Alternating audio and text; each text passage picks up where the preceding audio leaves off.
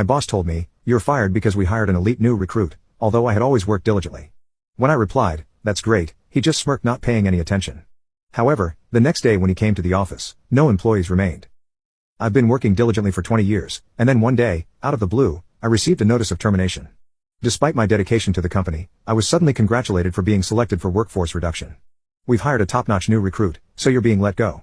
Thanks for your hard work," my manager Evan said. I stood speechless at the sudden declaration.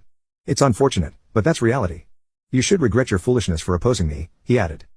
Taken aback by my response, Evan stopped speaking but soon regained his composure and flashed that nasty, smug grin. "No matter how tough you talk, you're still fired. Pack your things and leave," he said, walking away laughing loudly. But deep down, he understood the meaning of my words. The next day, everything felt surreal. My name is Mark Davis. I had been working at Carson Manufacturing, which produces industrial machinery, for 20 years.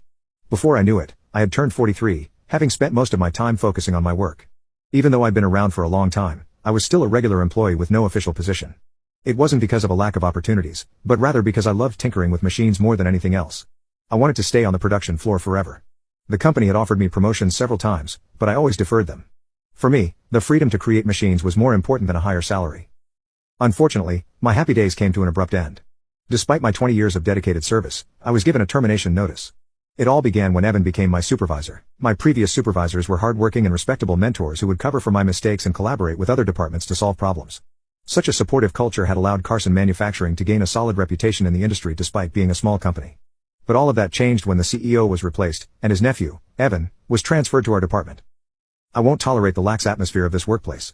From now on, every employee must give their all to achieve results," Evan declared during his first address. We were all confused but tried our best to meet his demands. It was unnecessary, though. Everyone at the factory was already passionate about machine manufacturing. We were doing our best to get the job done, but Evan didn't understand the ground realities. Instead, he kept demanding higher sales without offering any concrete directions. When things became unbearable, I decided to speak directly to him. "Evan, everyone is doing their best every day, but if you ask us to improve our performance without specific directions, we don't know how to," I said. "If you guys working on the ground don't know how should I? Mr. Carson boasted that you're excellent employees. If you're so talented, you should figure it out without my instructions," Evan retorted. No matter how hard I tried to communicate, it was impossible to get through to him. After many attempts, I realized Evan was completely inexperienced. It seemed Mr. Carson had offered his drifting nephew a position out of pity. I gave up on expecting useful guidance from Evan, but he held a grudge against me for embarrassing him.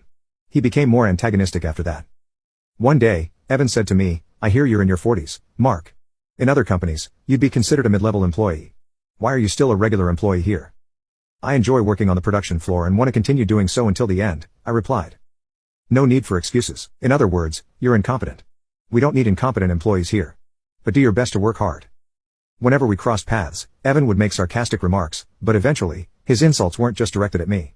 He started targeting Emily, my right-hand woman, who was exceptionally skilled and instrumental in our product development. He mocked her for being close to me. "This company has generous benefits. Mark even has a babysitter assigned to him," he once joked. Though I could tolerate his insults, involving other employees was a different matter. However, Emily held me back, saying, "I know how capable you are. No matter what anyone says, we just need to prove ourselves through our work." Emily's smile always cheered everyone up, including me. Her words helped me stay focused despite the growing tension. Over time, however, Evan's behavior became unbearable. He started pushing his work onto his subordinates, leaving on time while everyone else covered his responsibilities. Worse, when employees applied for paid leave, he rejected their requests for unreasonable reasons like being too busy or coinciding with his own leave. Frustrated, we decided to complain directly to Mr. Carson, hoping that, as Evan's relative, he could intervene. But our attempt was a complete failure. Instead of reprimanding Evan, Mr. Carson scolded me. "You've been with this company for 20 years, haven't you? It's your role to support Evan. Yet, you complain without making any effort. From now on, devote yourself to assisting him more." Hearing this from the CEO left me disillusioned. Since then, Evan began harassing me in petty ways. I had been working on a machine called Fabs, designed to assemble parts accurately and automate a wide range of tasks, for about 5 years. It was intended to revolutionize our production process, significantly reducing time and stabilizing quality. But one day, the prototype was destroyed.